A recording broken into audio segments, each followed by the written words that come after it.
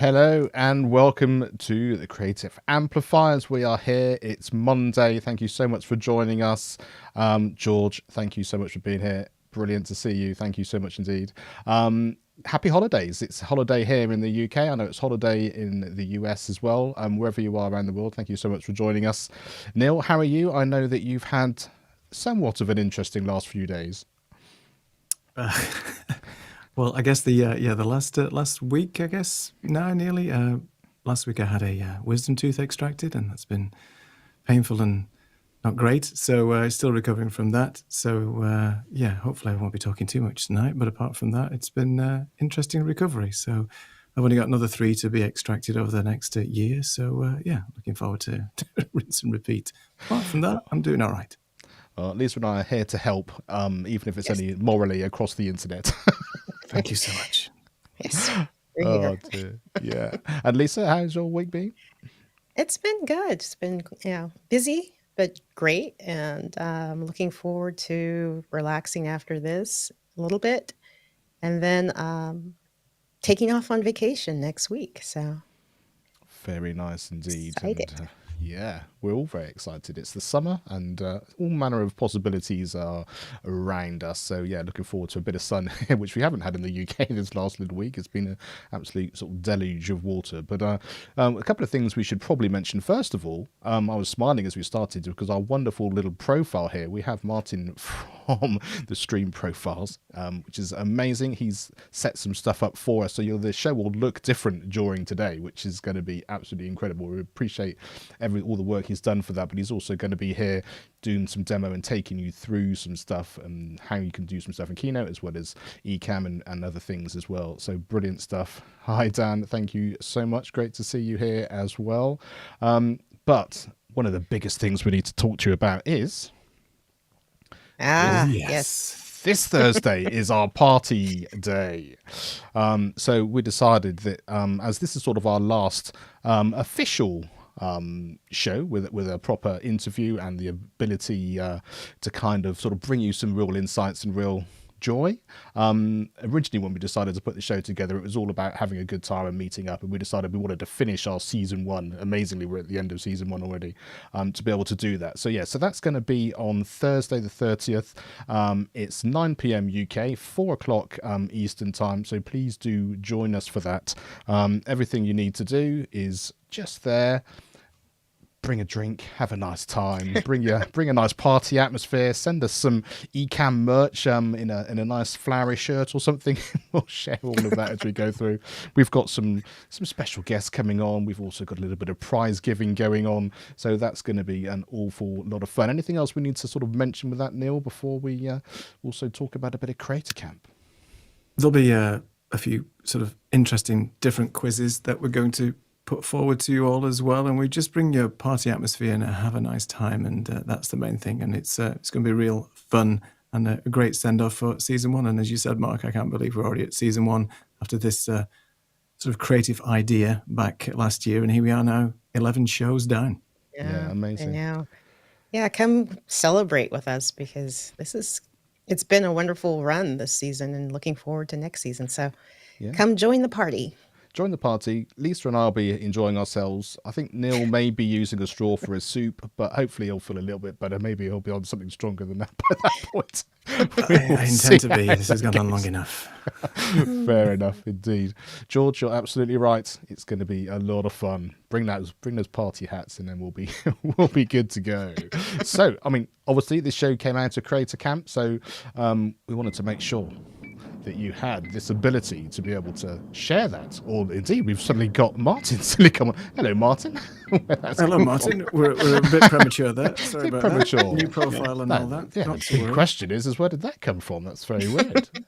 There we are. Live is live, as they say. And yeah, so maybe Martin's camera is a guest overlay for some reason. Yeah, sure. That seems to have come in. as we know, Creator Camp is coming up, and so we hope to see those of you there that are going to be there. We're looking forward to being there ourselves, so do let us know in the chat if you intended on being there, if you wanted to be there. Yeah, hopefully there'll be more news of that. I think Ecamm are going to start to release some details in the coming weeks, I would assume, so it'll be great to sort of hear some of the sessions and what's going to be going on. So and if you want to do a little bit of an insight into some of the people involved in Ecamm, Neil, I believe that you're going to be on the Meet the Fam this week. Is that correct? Yeah. So this Wednesday, I think it's 4:00, something like that. Or it might be earlier. I don't know. I can't remember the time now. Sorry, but I'm going to be on Meet the Ecamm Fam with Katie, and she's going to be having a chat with me about my content creation journey, video production, all that kind of stuff. So yeah, please tune in for that if you would like to hear more about me. Fantastic. And now, yes, exactly. All about We won't. Lisa and I won't be there. I think we know enough. But no, yeah, you know enough. You don't want to know anymore. It's no problem. Exactly. So, shall we bring Martin on? I mean, he sort of very nicely came in already. And but let's introduce him properly. Martin, thank you so much for joining us. Martin from Stream Profiles. How are you? I'm doing good. I don't know. You give somebody a profile and they press all the wrong buttons. It's funny. Live is live, right? Live is live, exactly. Who knows? Who knows? I don't know what you I'm only forgiving you in advance because I'm bound to press a bunch of wrong buttons through the next half an hour, 3/4. So, well, there you go. That's what it's all about. That's what it's all about. Indeed. So we're going to be here and we're going to be chatting, but this is really your show in terms of sharing the skills that you have, how you put these things together, and you'll see as the show develops afterwards with the quiz and all those sorts of things, we've got a different look and a different feel, but based on how we'd set our show up originally. So Martin, let me pass it over to you, and you can take us away. Okay. So hello everybody. Hopefully you're all sitting comfortable. I'm bound to press a whole bunch of wrong buttons here, but I'm going to start off with a couple of simple ones. So I had a look at the Stream Profiles, the Creative Amplifiers profile, and Neil had asked me whether I'd make a few tweaks to it for the show. So I did go ahead and do that. So I'm just going to take you through what that process was all about and give you a few hints and tips. And I'm going to start off with actually looking at Keynote. So if you are starting from absolute scratch and you're wanting to build some materials and frames and things like that, you're going to want to start off with colors, really. There are a billion blues, a billion greens, a billion reds, a billion pinks in this world. They won't necessarily all match or blend together nicely. You can make a right dog's dinner off a whole set of profiles and frames if you just randomly choose colors. So what I always do is I go to look at a color specialist. So there are people like Pantone or Farrow and Ball, but the one that I lean towards at the moment is a site called Coolers, and that's coolers.co. And that just gives you a whole bunch of palettes like we have beside me here. And there's pages and pages and pages of them. And there's a little app that you can control as well and give it some parameters, and it will choose color sets for you. But I would definitely go to somewhere like this if you haven't got any color palettes to start with. So that would normally be my top tip. And it's just interesting to note how different people choose their color sets. So if you look at, for instance, Anna and Fulgen's shows, they're all very brightly colored. And if you look at mine, I always tend to have much darker blues and greens, and they're into their bright oranges and bright reds and yellows and things like that. So there is no right and wrong. It's totally a matter of choice, but you can get it terribly wrong if you don't choose blended colors. So do go to something like Coolers and choose a blended color palette. Now, in the case of Creative Amplifiers, Neil sent me over a profile, but along with that profile, he'd already got a color palette set up, which was a great idea. So immediately I've got a color palette, and what I tend to do when I'm doing my designing is design things in Keynote. So I just drop the color palette in and use the color picker in Keynote to start putting things together. And what I also do is I build all of my templates in Keynote. And by template, all I'm referring to here is the layout of a scene. And the reason I do that is in Ecamm, there is no way to put a set of squares on a screen and ensure that they are evenly aligned and spaced. Whereas Keynote and indeed PowerPoint and multiple other tools, whether it's Adobe Illustrator or whatever else is your favorite other tool, it will probably lay things out evenly spaced for you. And that's the most difficult thing that there is to do in Ecamm. Loads and loads of people do it using grids, but that's really, really frustrating because you end up nudging things one button to the left and then one to the right and then two to the right, and nothing necessarily lines up if you're a bit OCD like me. So by taking a template and setting it out in something like Keynote, you know that everything is evenly spaced. So that's the way I do that. And I was just going to throw a couple of other things in terms of the design process and my thoughts as I was going through. So here, on this particular design, what I wanted to do is put a little black frame around the design. So I have a black frame around the design. I've then got my 3 boxes here, which is where I want my cameras to be. So that's what you've already seen on the scenes coming in. And then we've got my colors here in this color palette. So one of the first things I thought I might try and do was, rather than just have a standard color palette, that what I might do is go up to here and choose one of these directly above my head, dynamic backgrounds. So there's a selection of different dynamic backgrounds already in Keynote. Some of them will move more dramatically than others, but I thought I might be able to use one of these backgrounds that's already in there. So they come in different sort of colors and different formats, but don't be too put off by the colors and formats, because nearly all of them have got a whole load of other parameters available within them as well.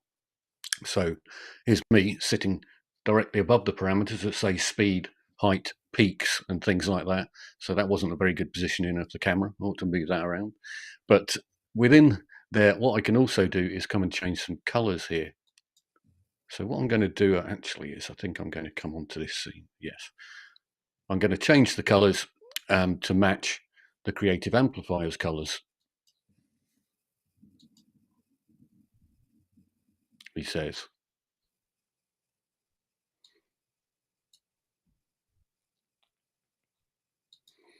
Well, I'm going to change them to match if I hit the right buttons, which I knew I wouldn't. So that's why I was already forgiving Mark earlier on. But I can come down here. I should use the color picker, Martin. The problem with having 2 screens open is I'm pressing buttons on one screen, thinking I'm doing something, and then I should be doing it on the other screen. So yeah, but 0 marks out of 10 for execution there. So color picker, red, much better. Color picker, that's sort of that purpley color.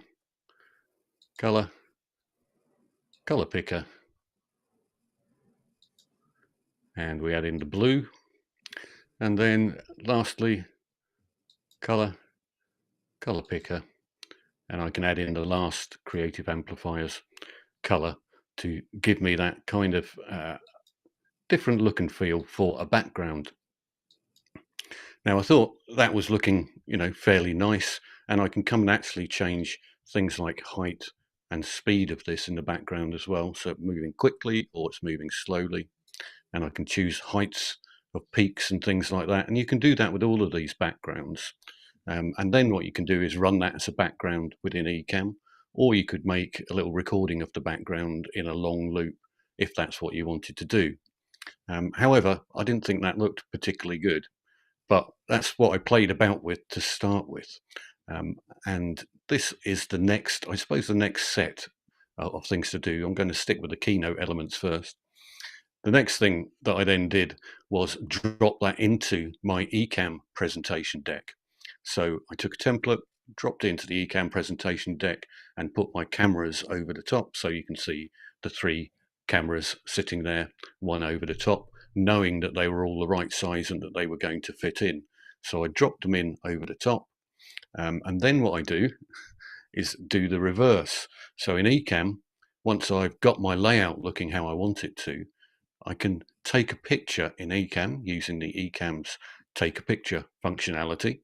I then bring that back into Keynote again, and this time round I've decided, right, I don't want my 3 cameras one above another, I want them next to one another.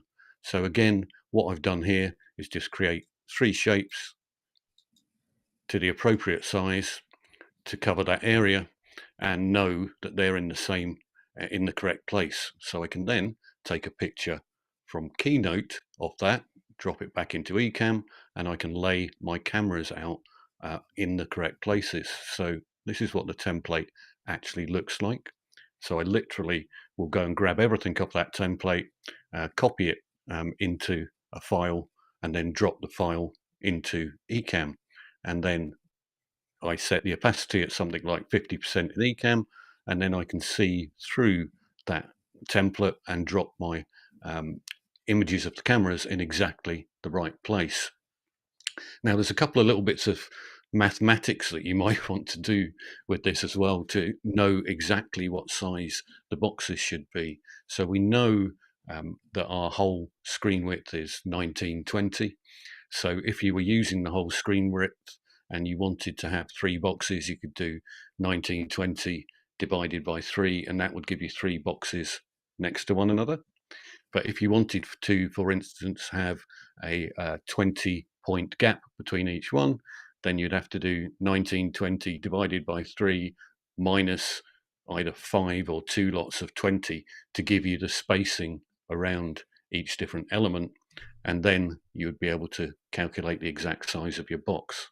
So that would give you the size of all of your boxes within Keynote. And it's really, really easy to then just lay them out and then just use the ability to select multiple objects, come up to a range, and then choose the ability to align and distribute.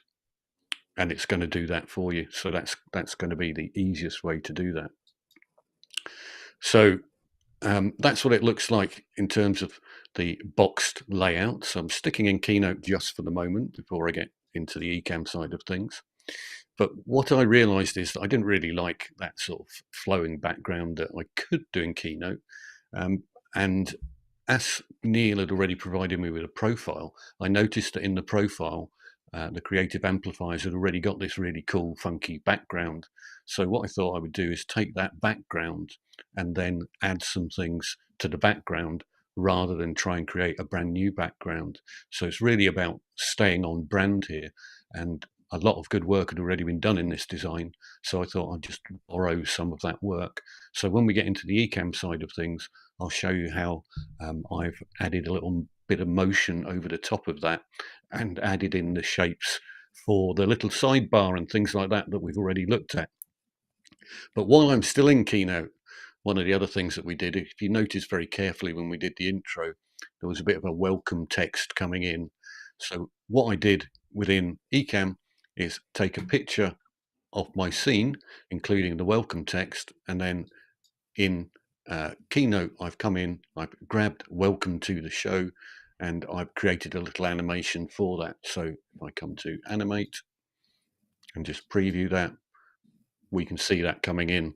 But what the reason for bringing the picture in is I'm going to create that as a blank little movie within Ecamm, within Keynote rather, and then drop it into Ecamm. So in here, what I would actually do is remove the background, and there is my preview there. But what I really want to do is just show you that in the format, what you want to do is have no fill in the background. So then what I can do is I can record that slide, which is slide number 7, as a mini movie with no background. And then I can drop that in knowing it's going to appear in exactly the right place when I come back to Ecamm. So that's some hints and tips for using Keynote as your basis for template design to ensure that you've got everything lined up. And as I say, in particular, it's really, really useful for making sure you've got the right alignment and the right spacing between all of the different elements, because that's a real pain in the neck, even with a grid within Ecamm. So my top tip there is definitely use Keynote for your layouts. So Mark, that's a natural breakpoint, I think. Yeah, fantastic. And Neil, I know you had a couple of questions or something you wanted to do to sort of break, sort of set the scene really on this sort of journey. Yeah, just two things. I mean, first off, this is a great approach, Martin. I haven't considered using Keynote as a sort of a framework to build out at least a template to build out the scenes. And as long as you've got the right aspect ratio and everything like that, you can certainly use it very easily, I think, and do a rinse and repeat. So once you've got the sort of the layouts, you can apply this to other types of designs and other types of sort of scenes and profiles that you're creating. I know a lot of people use Canva and PowerPoint and things like that. I guess the same principles apply to doing that workflow. If you're more familiar with Canva or another particular sort of tool, then there's no reason why you couldn't use that. I think for you, you sort of specialize in Keynote, and that's your sort of tool of choice, right? Yeah, that's exactly right. So it really doesn't matter what the other tool is. I hate to say it, but Ecamm is the worst tool in the world for distributing and aligning and all that sort of stuff in terms of all of the shapes. It will snap things to different sizes, but you're pretty much it's guesswork for the size of the camera once you want to space 3 or 4 cameras across the screen. And then you end up doing duplicates of the cameras and then more duplicates, and then, oh, no, it needs to be a tiny bit smaller or a tiny bit bigger. And then you want to align them all and you've got a grid, but you're not quite sure you're on the center of the grid, or you're hanging over the edge of the grid a bit, but are you hanging over a bit too much? Then you go to do the second one and there's no even spacing. So it drove me bonkers, but certainly you can do it with pretty much any other design package, any presentation package. Pretty much all of them will do that for you, and it's the same principle. And there's, as I say, a bit of back and forth of, oh, I'll drop an image in and then I'll fit everything up, and then I'll take a picture of stage 2 and then drop that into the Keynote deck and then move my images around, and then I'll come back again. And so there's a bit of back and forth, but once you've got the hang of it, it's actually very, very easy. You've got your basic layout, such as we've got here, and then I'm just dropping squares in on that picture and then aligning them all up. Great. And the same is actually true. I did want to take a little. I'm sorry. Yeah, same true for the text boxes and things like that as well, because those can be a bit awkward in Ecamm to think, oh, is Martin lined up with Lisa in terms of the letter N and the letter A on the end of them? Well, I know that they are now, and I know how big boxes should be and stuff like that. So yeah, it's helpful to do. Yeah, maybe it would be good as well if there was some sort of, I mean, you've used grid overlays before and things like that, and that's good for aligning, but as you said, it's not good for sizing and distribution of these elements across the screen, right? And that's why Keynote and things like that is easy once you've got the layout that you want, and then you can just, as you said, bring in that screenshot and then place them there. I did want to sort of take a little step back just before we go on to the next section, because you are obviously a very familiar face in the Ecamm family. We've seen a lot of your presentations and these workflows that you did recently at Leap from another country, which was cool. And obviously you post a lot of videos in the Facebook group to encourage people and show the type of work that you're doing. But could you tell us just a little bit about your journey from starting in the corporate IT world and how you now got involved using Ecamm? If you wouldn't mind telling us a little bit about your journey. Well, I guess I was in the corporate IT world for a long, long time doing all sorts of implementation work and project work and eventually sales work as well. And combined with that, loads and loads of presentation work along the line. And eventually I decided I'd kind of had enough of that, but I wanted to take the skill set and redeploy it. So what I started to do was run IT conferences up in Edinburgh, Scotland, and on a specific area of my knowledge. So I was able to go out to the marketplace with a lot of product knowledge and talk to all the appropriate players in the market and bring them together for conferences.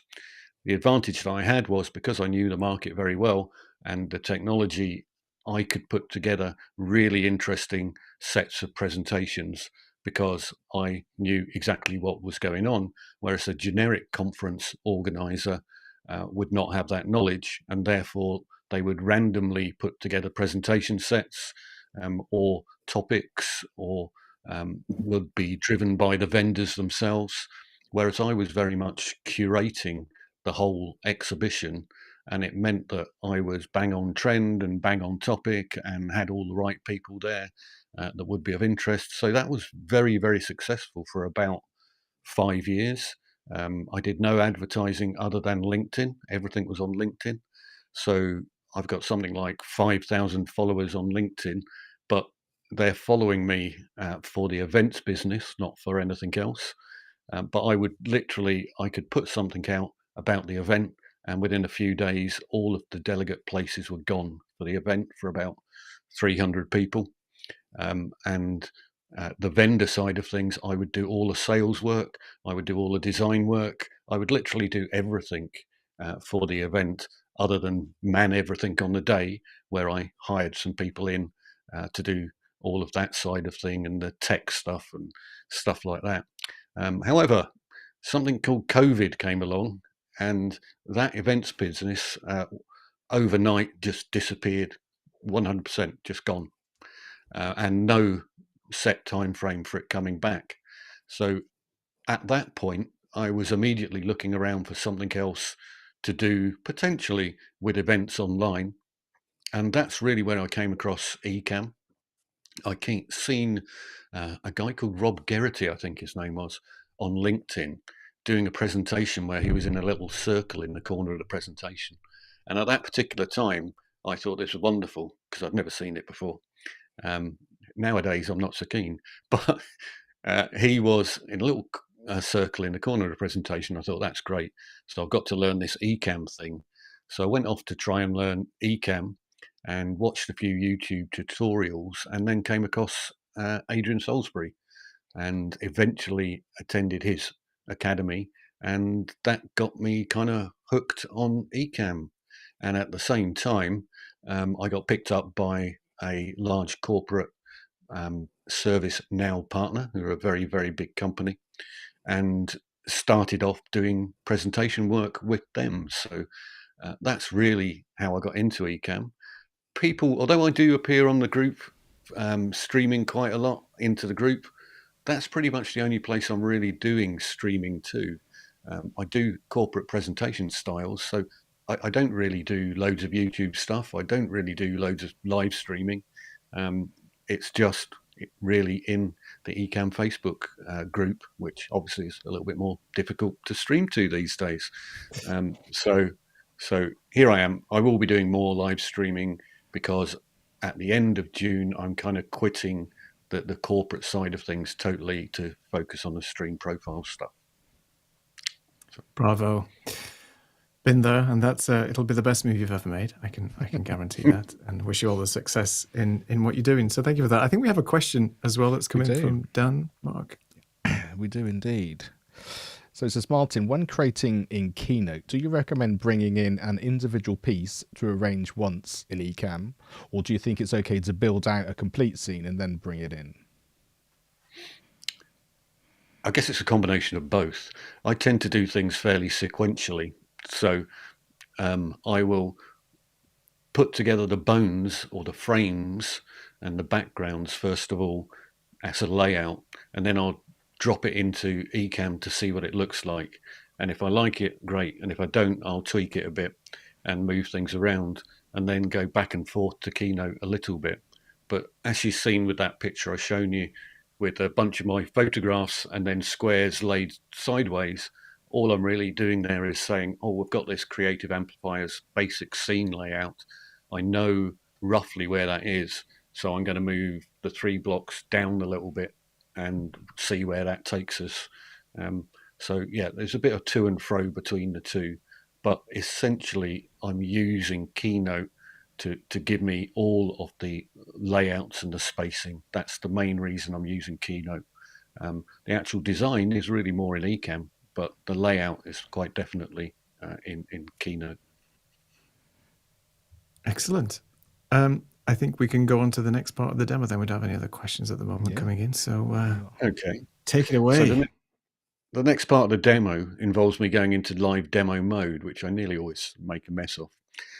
So we're going to go into live demo mode, and being so I already pressed the wrong buttons on the Keynote one, this one should be all that much easier. Probably not. So we're going to go into live demo mode, and then I'm going to set things up for this scene. So live demo mode on, and I'm just going to scroll in a bit over here, and hopefully that should be big enough in live demo mode. And what we're going to do is we're going to have a look at one of the scenes that we've already got set up. So this is going to look like a familiar scene, except for I need to check a couple of boxes here in the background to make sure that we've got the right scene showing. So I think that is the right background. So come down to here. So this looks reasonably familiar because it's based upon what we've already been looking at. If I just bring in the Creative Amplifiers sidebar as well, this is, I suppose, a variation on a theme in terms of me just mentioning there that I tend to tweak things around. So I did the Creative Amplifiers one, and then I tweaked it about a bit to create a new profile, which eventually will be available for sale. But this is the new profile, and it really consists of this group, which is show in all scenes, which is my sidebar here. So we're going to make that disappear and reappear, and I'm going to come back and make some changes to that in a minute, but you can already see that I've changed the text to stream profiles. So the idea here is that these are all profile templates that you can go and grab and then make minor changes to, but then immediately be running a live stream. So literally everything is set out for you. And if I come up here to where it says scenes and just scroll down, you can see there's a whole bunch of scenes that I have preset in here with comments and quizzes and hosts and screen shares and widget shares and all sorts of transitions and socials. So literally in this one, I don't know, 30 or 40 different scenes in that one profile, but they're all pre-configured. So all you need to do is literally come in and perhaps change the name of your sidebar here.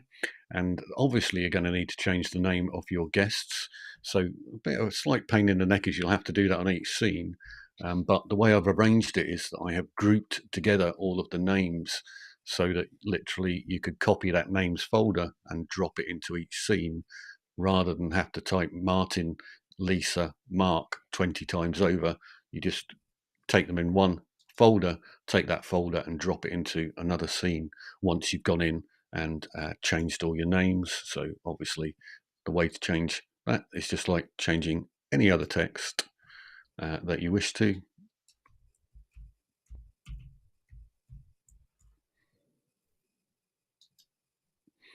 And that's you changing your names. And what I would do is then take that folder and copy it to the next scene so that I don't have to repeat changing the names in every scene. So other things that you can do then to make this your own profile or change it about a bit. Well, one of the main ones would be to change the background. So in the background here, we have got the lovely Creative Amplifiers background itself. And that wasn't designed by me, that was provided by Neil. But what I've also dropped in there is a little animated overlay here. It's called Clean Looped Abstract, and it comes from Envato Elements. But you can find loads of little looped videos in Envato Elements.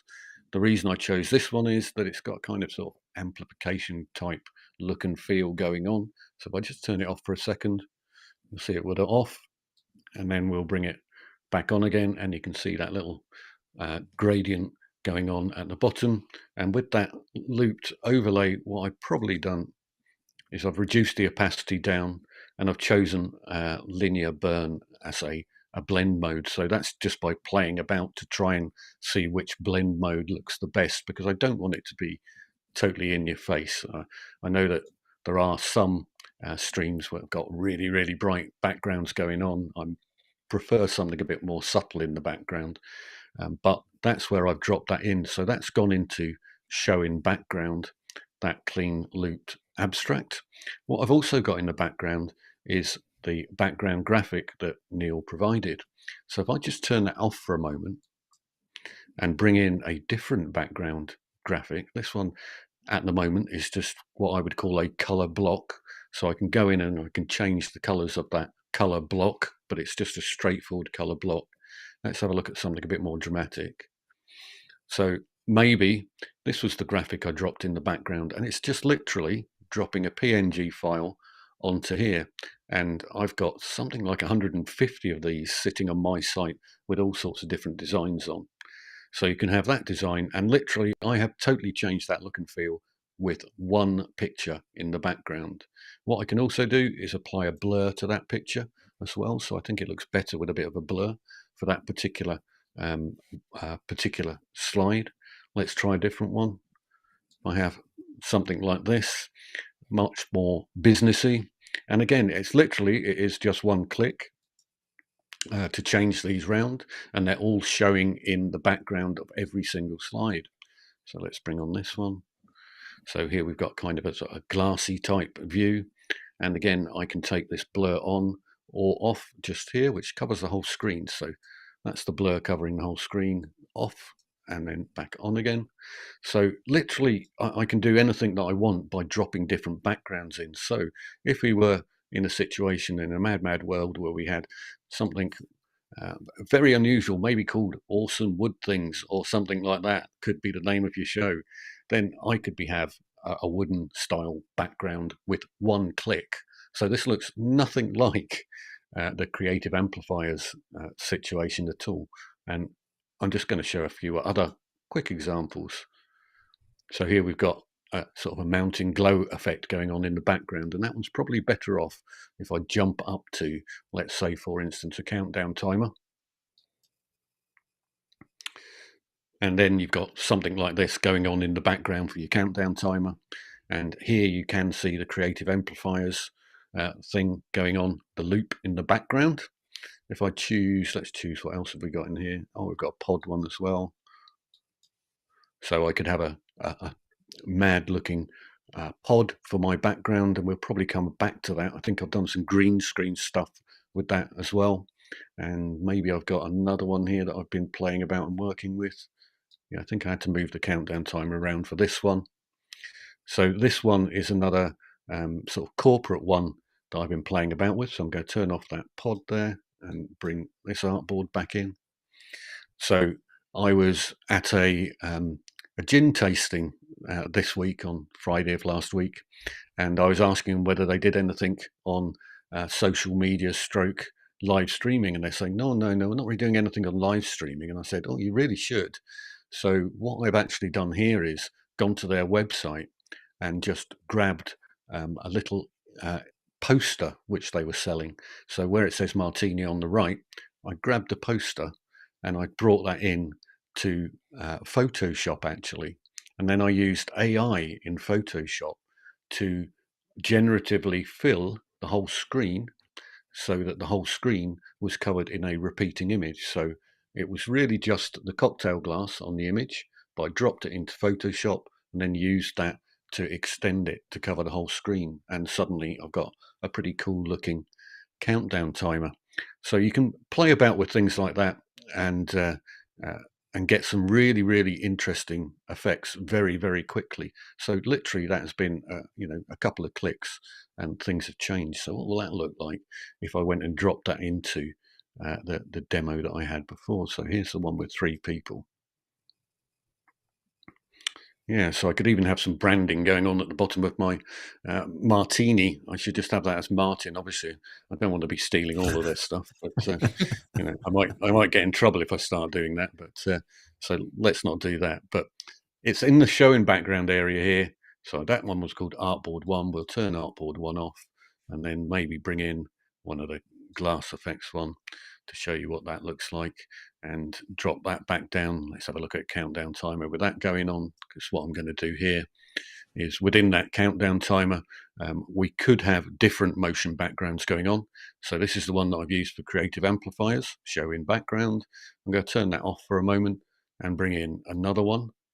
And this one is slightly different. So this is one of the motion backgrounds that I frequently use, which is kind of a blend of something I downloaded from Envato Elements, plus some giant tickers in Ecamm.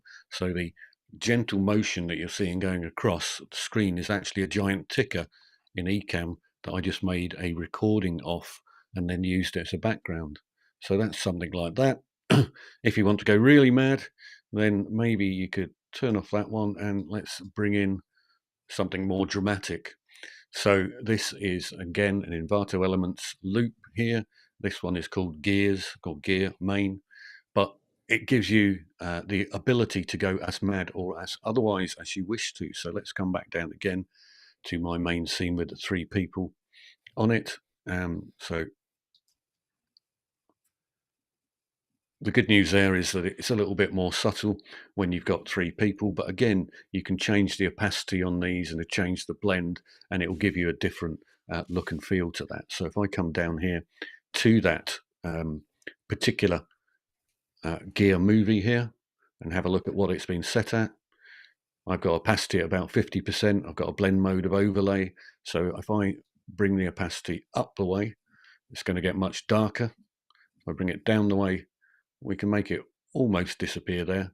In fact, I've got 2 movies going on at once by the look of things, so let's get rid of that one. So we can make it very, very subtle in the background if we want to. You can also have some disastrous effects if you choose the wrong blend modes, but you're only going to find out really by playing about with them, and it really is about what you want to see in those different areas.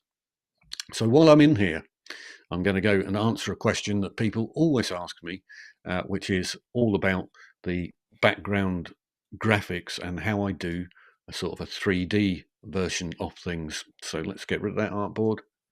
We'll go back to the creative amplifiers one, and I think we're just going to come over here where I'm slightly larger, and we're going to have a look at this over here, the sidebar thing, which I can make disappear. It's showing in all scenes at the moment. By grouping it together, I can make it appear or disappear. But the question always is, how do you get that 3D effect that's going on around that particular element? Well, if I come over here and I turn off this rectangle, this is the one here. This rectangle, I've just got corner radius on it there, blend mode overlay. It's white, but I've put a shadow on it. So it's totally white, but I've put a shadow on it. So if I hide it now, you'll see suddenly I've gone from flat, I bring it on, and I've suddenly got 3D because it's giving me a little bit of a shadow effect there, which is affecting the interior of that shape and then lightening the outside of it. So if I come up here and I get rid of that shadow, it looks pretty awful. So if I bring the shadow back on again, I get my 3D effect. So that's how I do the 3D effect. And if I just show you a little bit further, let's add in a shape. Let's find out what shape was the last one I used. Okay, that's not too bad. I can live with that. Sometimes the shapes turn out to be ginormous. But let's just take that shape there. And what I'm going to do is come over to that bar. And if I right click, I can copy the details of, or the design details from that bar. And if I right click on this one, I can paste the settings. And suddenly I've got myself a nice looking box here. Let's put some corners on it that I could start using in this particular scene as well. So that is how easy it is to create these different 3D boxes. Right click, duplicate, etc. So I could start to build out a scene, and as we'll see a bit later on, I could be using that for Q&A and things as well. So that's the very basics of how I do the 3D effects. There are some other cleverer bits involved as well, which I'm not going to get into today just because we're not going to have enough time for it. But that's the basis. Go play about with that and try layering them up one on top of one another. So in fact, if I grab that box and drop it on top of that one, the observant amongst you will see that that's really enhanced that effect. So if you look carefully at the top edge and the right edge at the moment, if I then drop that one in over the top, it's sort of doubled the effect on the top. So that's almost getting you a chrome-like effect.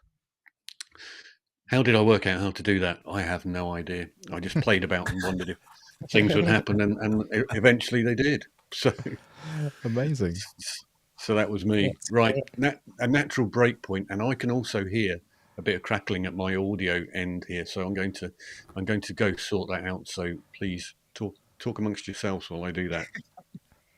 I was just going to say to the team that never ceases to amaze me all the different permutations that you can apply within these Ecamm overlays to give you all these different types of looks and feels and things. And it's just fascinating. I mean, there's infinite possibilities, isn't there, really, even within Ecamm, how you can make the design. And then when you're bringing in these animated overlays and applying these different blend modes, amazing. I just get blown away every time I watch Martin do his work. It's really It good. seems like it's just allowing yourself to be playful and experiment and try. And different iterations, you can always change it. So it's great. That's right.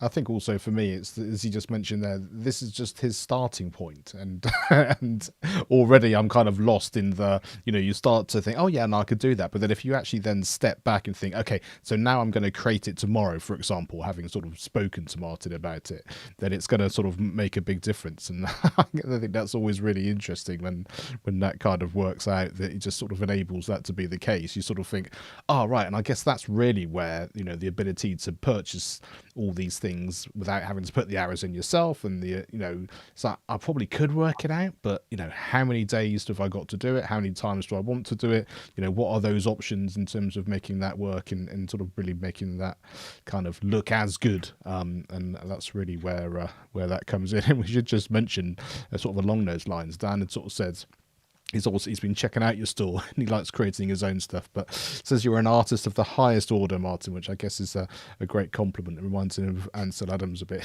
So I think it's it's really key that just sort of save yourself time, save yourself all the hassle, and yeah, make it work for you. And I think the starting point that we often have is what are you trying to achieve, and what time and what sort of confines do you have, and from there decide where you want to spend your time and also your money to get your show up and running. I think for me, and just having got Martin's profile for customers and things like that, it's not just one sort of specific element that you're getting with Martin's profiles. You're getting multiple scenes, multiple overlays, multiple sort of design structures that you can just simply turn on and off as he's just shown in the demo, and you get so much ability to change and tweak things just in a single profile. So I know there's a ton of profiles on your website, and we'll come to your website shortly just to go through some of those that you're selling and things. But you don't have to buy 20 profiles to get 20 different looks. You buy one profile and you can already get 10 or 15 different views and looks just within a single profile. So it's a really great starting point for people. And for me, who's designed things in the past for other people, anytime somebody asks me now, will you design something for me? I just point them to your store and say, just go and get this guy's stuff, because, I can't do as good as this. And it's so much easier. Anyway, so I think we have part 3 of your overview. If you wanted to run through, if you've got... I'm going to do a very quick part 3, because the other thing that people always ask me about is green screen. So clearly I'm on green screen as we're looking at it now. And I've just got a couple of green screen bits set up, and I'm just going to go play about with the green screen just to show you. So what I've got in the background here at the moment as we look at it is just a little mini movie that I created actually in Keynote and then dropped into Ecamm and then recorded it for 5 minutes in the background. And the key difference here is when you're working with green screen, is you've got a little bit of blur in the background in the same way as you would do as if you were using a camera to get a bokeh type effect, and a little bit of movement in the background like I have up here and here. then that will make all the difference to how things look on green screen. So if I just give you a couple of examples of what that might look like. So here's one, here's another. And, it's totally dependent on what you want your look and feel to be like. So again, what I have done is I've taken a picture from something like Envato Elements. And in that picture, what I did was add in a little bit of moving video in the background and drop that in, then brought it into Ecamm and put a bit of blur on it as well. And then I look carefully about where the light is coming from. So I've got some little light rays coming in through the window there where it says Ready Mix Profiles, and I've got a little bit of light coming to that side of me, which is kind of lighting up my face a little bit, although it's not really. That's the real physical lamp. But I'm able to have something like sort of the dark and gloomy side of things that I had in my own what I've just called green screen 1, and then green screen 2, or it's looking a little bit more realistic. Or if you don't want to go down the realistic view, you can then go totally bonkers and do something along these sort of lines where you're actually blending in stuff which is very clearly on green screen, but doesn't necessarily look terrible like some of the green screen things I've seen going on do. And if I then take some of those other backgrounds that I had before, I can play about with those as well. So I've got a bit of movement going on here. So let's just run down a couple of those and change the backgrounds there. So I can have some really bright backgrounds if I want to. I don't think I would advise that really bright one. This one's a bit too bright as well for my liking anyway. But I might run with something like, let's try that one. Yeah, this glass one here. If I had something like this in the background, that could look quite cool. And why don't we actually turn off that background and we'll bring back in the gear background behind me as well. If I can hit the right buttons. Which one have I got in the background at the moment? Yeah, it should be showing.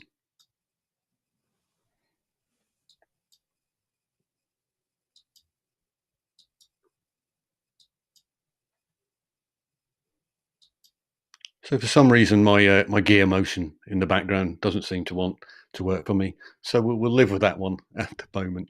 But it's just to show you that green screen doesn't need to look terrible. You don't need millions of lights for green screen. That's complete and utter nonsense unless you're running around the room and trying to maintain the same lighting around the room, which you're never going to do, because as soon as you move around the room, you move your distance from your camera and your lights, so everything changes. But if you're sitting still, as I am at the moment, I haven't got anything other than my standard lighting going on, plus one pointing at the green screen and one at about 45 degrees above my head, pointing down at about shoulder level to separate me from the background. That's all I've got going on here. So that's my next natural segue to a break. I shot through that one fairly quickly. That is great. I mean, it never ceases to amaze me how clean your green screen looks. And I have seen some terrible green screens. You've seen what it's like on Zoom. And I've never been a huge fan of green screen. You know, I'm going to put that out there because of that reason, because it for me, when I've looked at other people's, it's never looked very good. And then when you came along and like, well, this is green screen. I'm like, well, how are you lighting that? You must have like 30 lights or something. And, you know, it's all evenly lit and stuff. And then you said, no, it's like 3 lights. I'm like, what? So, you know, it can be done in a small room and look really effective. And for people who want to blur out the background, particularly on Zoom, you know, people are typically in the kitchen or bathroom or whatever it might be back in the COVID days, you know, it's a real eye-opener to have a decent looking background to just mask out whatever is going on in your room, and it looks good. Yeah. And a lot of these green screens now, it's just collapsible as well. So if you've got a space which is a multi-purpose space where only every now and again you're actually doing your streaming and the rest of the time it's, I know, the kids' playroom or something, then you just pop the green screen up and then throw it away again, and you don't have to worry about the cone of cleanliness behind you, unless I might have to in a little bit when I take the green screen down again. No worries, no judgment. But yeah, that's think, the end of me demoing. I think I nearly demoed for best part of an hour. Yeah, It's great. it was really good. It's really good. So Martin, do you have your website available to show anybody, or? I probably do. Let me go to an appropriate place here. No worries. On my list of scenes, I've probably got one. Let's go to that one. Cool. So this is the website. It's streamprofiles.sellfy.store. So it's streamprofiles.sellfy.store. And this is what the website currently looks like. If I come down here and turn the widget back on.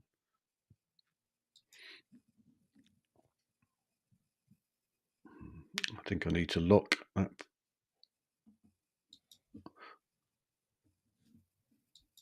Unlock the widget. Then you'll see within the website there's tons of stuff, so loads of different profiles. These are all profiles that we're looking at here at the moment, and then below that there's a whole bunch of backgrounds, and you've already seen the difference a background can make to your profile. So that's the reason why there's so many backgrounds in there. There's also free stuff in there like animated timers, and in this case a bunch of text overlays as well. So I had a whole bunch of animated text overlays that I felt would be useful for running shows. So it says things like welcome and the stream is about to start and things like that, but they're all animated in a nice way, so you can go download those for free if you wish to do so. On the actual site itself, it's a bit of a it's a bit of a jumble, but actually here these are actually menu items above the top. So if you just wanted to look at transitions or static background or whatever, then these are actual menu items up the top, although that's not completely obvious, I don't think, when you're looking at the site itself. So that's something I need to work on in the forthcoming days. But this is also another example of the type of pre-formatted scene that's already in all of the profiles for you. So that sort of thing's already in there. Amazing. Thank you very much. That's good.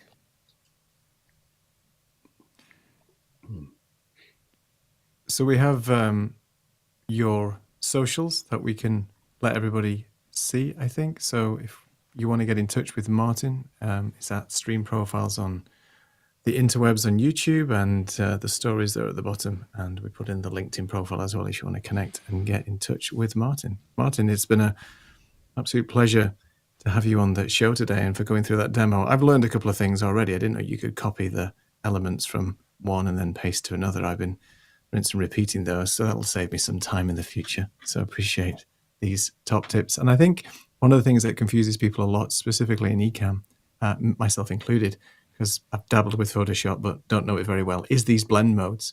So maybe one day you could create a tutorial video just on the blend modes and sort of the effects that they have on different sort of elements and when you shouldn't use them, because I know you can get yourself into a right kerfuffle if you use them incorrectly. But it's good to explain that from a design perspective anyway. I would have to say a lot of that's been trial and error with me, and grabbing which ones work and which ones don't. And immediately now I know which ones are bound to look terrible, but only because I've played about with them all. And so that's how I've got away with a whole bunch of these different effects, or found a bunch of these effects, is by trial and error, and not through any wonderful background knowledge. So anything that I did on in that front in terms of teaching people will be, I'm just teaching you what I know happens when you press this button, rather than anything deep and meaningful. So, but yeah, I'd love to do that. Yeah, and I will do some more green screen lessons for people as well, because I just see it done so badly, so regularly, and it's not that difficult.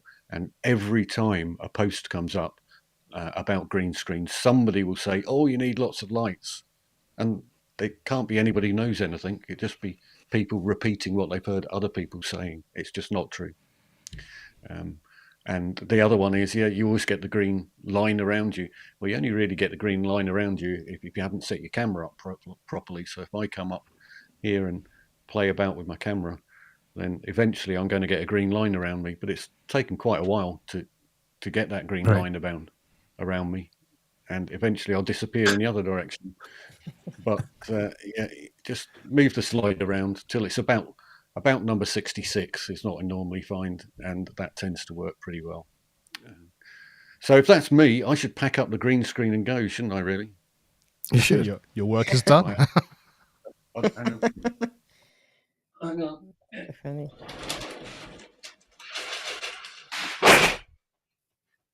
Oh. Well. Fantastic. Martin, thank you so much indeed. In the background. Yeah, so so insightful. Mask edges. Not going to work. Okay. See Lovely. you later, guys. It's been lovely to be on the show, and we'll see Thank you so see you much. at the party. Okay. Absolutely. See Absolutely. you Thursday. Thanks Bye. a lot, Martin. Take care. Thank you, Martin. See you. Wow, that was amazing. So many insightful thoughts there. And like I say, even if you think you know something, there's always something new to learn. But I think also for me, it's that trial and error thing. It's very easy to sort of say, oh, it's only stuff that I've learned in that way. But I think it's the way, it's not the easiest way to learn, but it's probably the most productive way to learn in some ways. Yes, being taught certain things is great, but then actually it's only then doing it yourself. I think with a bit of guiding light and people to support you is probably that sort of hand in hand way of learning. I think is such a key thing which can be really supportive. And not being afraid of, because there's a template, you think it's going to look the same, because as we saw, every iteration was different. So just, again, be playful. Yeah, absolutely. Well, I think it's probably time to see some of this profile and its sort of emergence into some of the other things that we do as part of the show. So yeah, let's have a little look at some of the other things that are going on.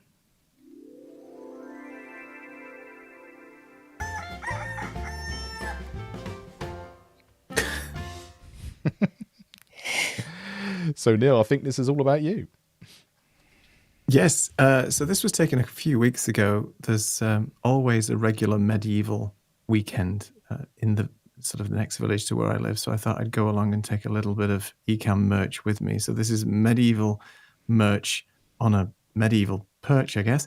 And what you're looking at is a little Ecamm sort of cleaning cloth that I got sent kindly by Ecamm some months ago. And what it's leaning on is supposed to be, believe it or not, a mug of beer, or they call it the copa of beer in Portugal. But everybody was saying that's a lovely cappuccino you've got, because there was so much froth on it. It was about an inch of beer and 3 inches of froth. But anyway, maybe it wasn't poured very well, but it tasted okay at the time. And the medieval festival was fun, and I just thought I'd sort of snap that shot right there. There was some dancing going on in the background, which you can't see because of the blurriness, but trust me, it was an interesting weekend, and merch on the medieval perch. Very good. And this next one is one which I love. I know this came from you as well, but I think there's something about the Stream Deck which would make the show an awful lot harder to produce if it was purely just a question of pressing buttons rather than actually having these things at your fingertips. Yes, so these are my two Stream Decks. The one on the left is the one that I won on an Anager and Fulgens competition some time back. Dan was on that as well, which was cool. And it's in the middle is the Ecamm mug, which we've all got, I think. And then on the right is the little Stream Deck Mini Mark II. And I just cannot live without these Stream Decks. I use them all the time, and the pedal and everything. You can never have too many Stream Decks. Or maybe you can. But yeah, I thought I'd share that. And I think people forget about the pedal, don't they? I don't have one myself, but I can definitely see the use case for it, and just sort of making certain things literally bulletproof or footproof or idiot-proof, or whichever way you want to describe it. Wear socks, though. That's my top tip, because they can squeak a little bit. So I always wear socks when I'm using my Stream Deck pedal. There you are. And the iPad, too. For free. The iPad Stream Deck, too. Don't forget that. Absolutely, yeah. Yeah, if you can go crazy with a big iPad and have 64 buttons on one. It's kind of fun. All with the madness. Yeah. Different backgrounds. It's fun. Exactly. Well, there is a whole nother show for us. So if everyone's ready and you're in the holiday mood, should we have a little bit of a quiz? Sure. Absolutely.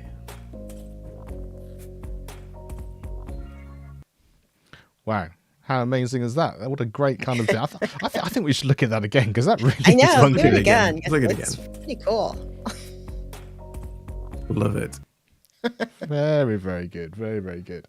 Okay, so as with always, fastest fingers first. We would like you to put the answer A, B, or A, B, C, or D in the chat, whichever one you think is correct. And here we are. Question number 1. Which city was the Harry Potter series filmed? Was it in Belfast? A. B. Was it in Glasgow? C. Was it in Edinburgh? D. Was it in Manchester? So yeah, A, B, C, D in the chat. Let us know, and we will be able to see how that's going to progress and who is going to give us the the right answer or indeed the wrong answer as they go through. So yeah, tell us A, B, C, or D.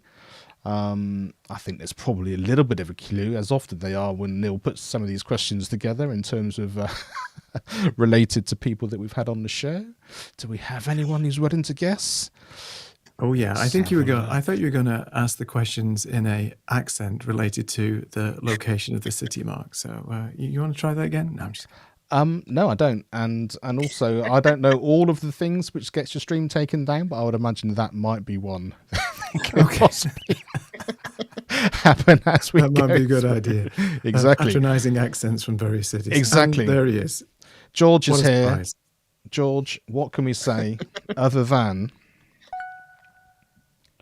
it was indeed C? Congratulations, as always. And yeah. It just always is down to George. you. Just cannot not be on top of the tree as it goes through, and we're very much looking forward to celebrating with you. Hint, hint. On our show on Thursday. Okay, then here we go. Mark, I like that subtlety. Love Subtlety, exactly. Unless, yes, no, there is no other way. It definitely is. Question number 2. All right, question number 2 is, what camera setting adjusts the sensor's gain with respect to light? So is it A, shutter? Is it B, ISO or ISO? I think it's ISO. C, aperture. My brain's gone. And D, EV, which is exposure value, for those who don't know what EV is. Mm-hmm. So get your camera chops ready and let us know the right answer. Is it A, B, C, or D? And I'm looking at the chat, eaggerly awaiting for George to get the right answer again, because I'm willing him, because I know it's going to happen. Well, I think this was in relation to the last one. He's already knows Exactly. He's a winner. He knows he's leading everyone out. So yeah.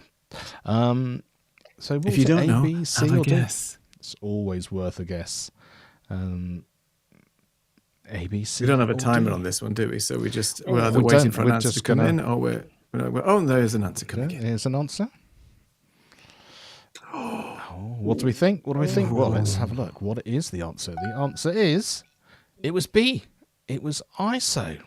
So George. sadly, this time.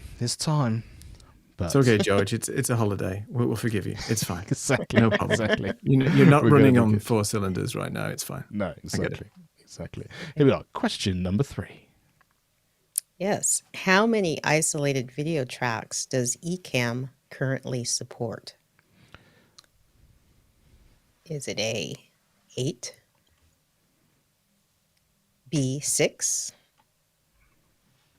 C, 4, or D, 3? I feel like I'm calling out bingo numbers or something. I know, it'd be great. So I think Johnny came in with a late answer to the previous question, just as an FYI.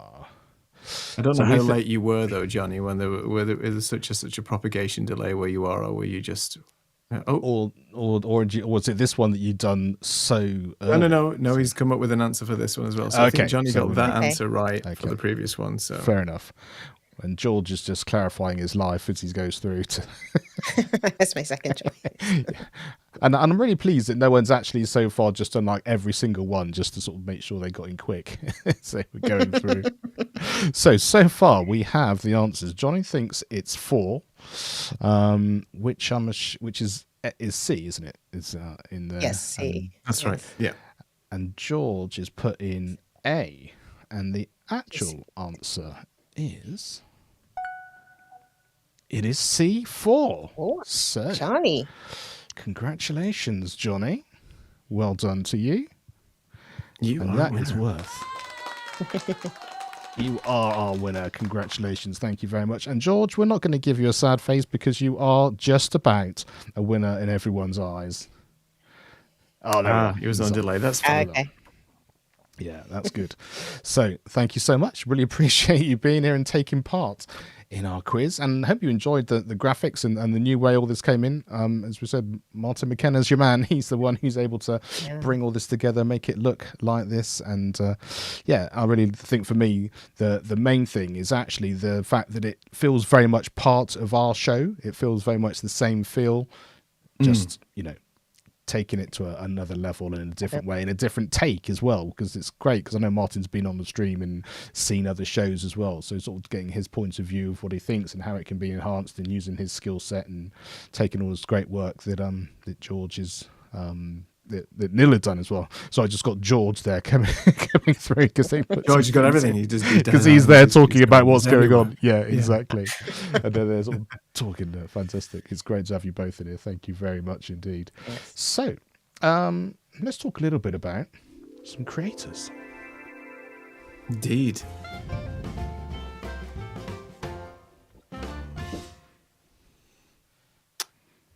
Alrighty, so this week's Creator Showcase is Tanya Smith, and Tanya is the founder of Get Noticed with Video, and is the go-to guide for service providers and small businesses looking to amplify, nice word, I love that, their online brand through meaningful online conversations.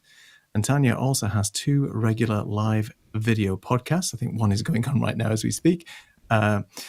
And they are both called, and I've lost my notes, and I do apologize, Stream Like a Boss and App Therapy Club. So you can find out more about Tanya at streamlikeaboss.tv. Sorry, apologize for the kerfuffle and brain fog today. It's doing the best I can. We're just in, and I'm just gonna press this button again just to see if actually I managed to fix this. I'm not quite sure what happened at the beginning, but let's just see if it works. Yay! Oh, there it is. Fantastic. So there we are. Creator Camp, only 140 days to go, but I think more importantly than that is I think there's less than 10 tickets remaining. If you haven't quite decided to go, then you need to jump on as soon as you possibly can. It may even be less than that now. I think that was something I saw a couple of days ago on one of the streams. So yeah, it's very, very nearly sold out. So great that people are so interested. And I think there's quite a nice mix of people that are coming back because they had such a great time, but also some new people as well. So it's obviously really supporting people at different parts of their journey, which I think is a really exciting thing. And if you weren't aware, and just to confirm that the 3 of us will be at Creator Camp this year. Yes, doing we will be there. stuff. We will be there, and we We will will be. be there. What was the name of the pizza place? We will definitely have to get that table Oh, where I the don't whole know thing if the came name. out. I don't remember the name of the It's pizza the bread. It's place. the name of a bread place. It's something bread or something like that, right? That's Yeah, all they do. we I have to can't go remember back. it, but Yeah. We have must some go nice back. red wine. That's all I remember, Exactly. and good company. So that's We'll about it. just go and That's sit good there enough and for just me. stay there for 3 days, and then we can attend a workshop if we need to. We But could do that. That's funny. all the And best plans come out. Oh, so Johnny will be there as well, apparently. Brilliant, fantastic, great. See you excellent there. stuff. Yeah, great stuff. See you there. Thank you. So if you And- want to get in touch, sorry, Neil, were you? I was just going to say something about Johnny. He's started. He used to do his live streams in one specific language, and now he's doing his live streams in English. And he's just started off doing a couple of live streams, which I've just caught the back of. So I think he's doing a regular live stream now in English for everybody. So go and check out Johnny's site. Great. So I wanted to shout out to Johnny there. Oh, brilliant, lovely. And Fantastic. we should say that, of course, we have our party on Thursday for those of you who are sort of joining for that particular thing. So 4:00 here not 4:00 here in the UK. I think I've lost my mind already. 9:00 here in the UK, 4:00 Eastern. And was it midday for you, Lisa? Is it on the 1 o'clock. 1 Pacific o'clock? Standard. Okay, brilliant. So that's Yes. that's going to be fun. Come and bring all the things that you need in there. George just saying, can't wait to see everyone at Creator Camp. That's going to be really good, and Johnny as well, really good. So I just wanted to sort of mention the fact that, of course, this is our last sort of interviewee show, party on Thursday. But we will be back in the autumn, and our diary is already open for September for guests if you want to come on. And remember, we want to speak to you. We're literally amplifying you as creators. So wherever you are in your journey, whether you're just starting out and you want to talk about where you are, if you've been doing it for a while and you want to share what you've been doing, if you've got things that you've learned along the way that you just want to be able to sort of share with everybody, we're just here literally trying to amplify you. So yeah, get in touch, and the way to do that is to be able to share just like here. So if you do the QR code, basically everything is at Creative Amplifiers. If you haven't got your phone ready to do the QR code, you can find us at Creative Amplifiers on Linktree, which takes us in. And Neil, anywhere else that they need to know about? You can just go to our YouTube site. All the links are there as well. And you can also nominate somebody else as well if you want to nominate a guest. And if you want to get used to just being on interview mode, for example, and just coming on as a guest and having a chat about stuff, even if you don't have a YouTube channel, you, as Mark said, you're just starting off and want to get familiar with what is it like to be in interview mode, or even Zoom as it might be in autumn, because we might be changing over to that, then come on board and have a play and see what it feels like. It's always good to sort of have safety in numbers and have some friends and talk to you like that. Yeah, exactly. And I think we've got some plans just to kind of mix it up as well, because we sort of have our setups, and you know, Lisa and Neil are kind of at this sort of massive professional level, and I'm sort of trying to go up the ladder to kind of get more and more gear and not get too gas orientated in terms of buying lots of things as well. But I think one of the things that we also want to do is to probably maybe do a show where we're using what you would do to start with, so we can use our knowledge of understanding about cameras and lighting and that sort of stuff, but doing a show where we're just on our phones, for example, if we've only got one light, or we're just using Ecamm in its most basic way, but still be able to bring you a show, and hopefully a show that you can enjoy as well. So we've got lots of plans to sort of mix it up a little bit in the autumn as we go through as well. Also, if I can throw in there, if there's anything course. you want to see with us, aside from nominating somebody to come on the show, but there's something that you're curious about with our process and how we do the show, we would love to do an extra show on that and help guide you. So Yeah.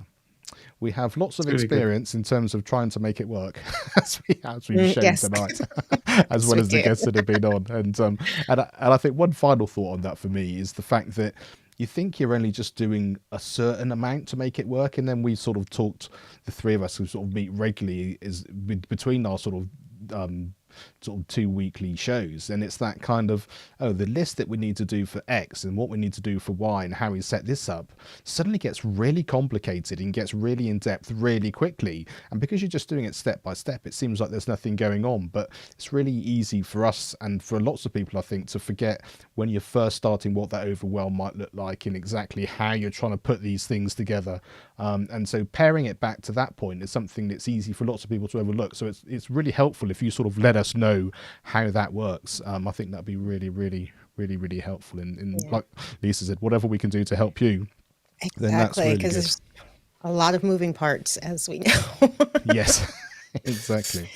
But what's been Exactly. really nice, it's not we're doing it as a trio instead of trying to do it all, individually, which we all do, but it does take the pressure off a little bit. So It definitely feels very different, and it feels much yeah, lighter. And yeah, I think there's a support element there which you can't get in any other way. And I think because we started it in such a sort of relaxed manner, like I said, the pizza and the wine and being at Creator Camp, it was meant to be, we don't want this to stop, so let's find a way of getting together. If we're going to get together, let's have other people involved, and if other people are involved, let's sort of share some, something which is going to be beneficial. And sort of here we are, as we said, sort of many months later. But yeah, whatever we can do, it's absolutely fantastic. So one final part of the party, Thursday, as we said.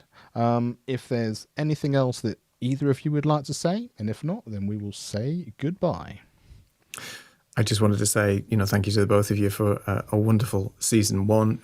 I could not do this show without you. I think it's been amazing to work with two of you that I only met last year, and we're just going from strength to strength in what we're building here, and it's just been a pleasure. And may this continue up to Dallas style, season 13, something like that. Who knows? Fantastic. Let's do it. Love that. And Yes. Martin, I know you're still available. Would you like to just have one final wave before we say goodbye as well? Are you happy to come on to do that? Here we go.